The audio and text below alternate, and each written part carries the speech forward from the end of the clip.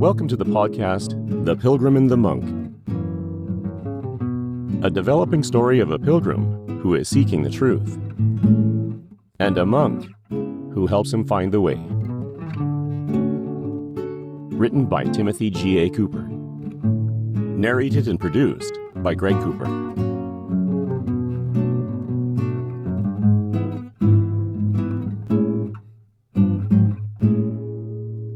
Chapter 156. Hardened Hearts. This morning, I read something in Mark's Gospel that caught my attention. I notice you have been spending a lot of time in that Gospel, Pilgrim. Please do tell.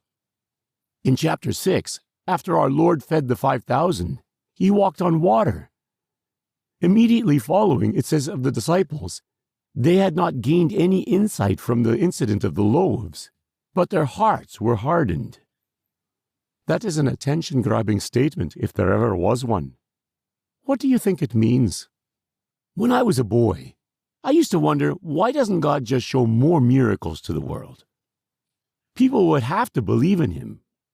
Here we have the disciples witnessing 2 huge miracles back to back, but they gained no insight and their hearts were hardened.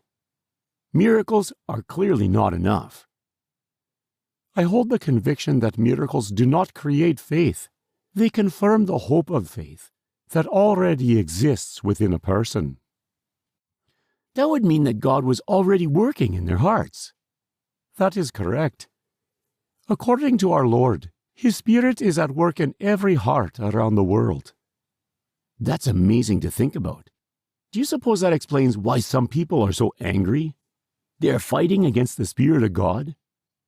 I would tend to agree with that, Pilgrim.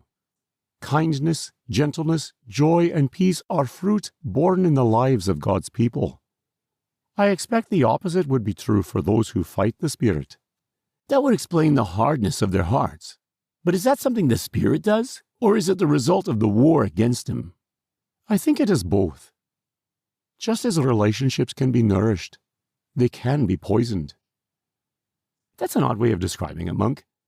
Pride is a lethal toxin.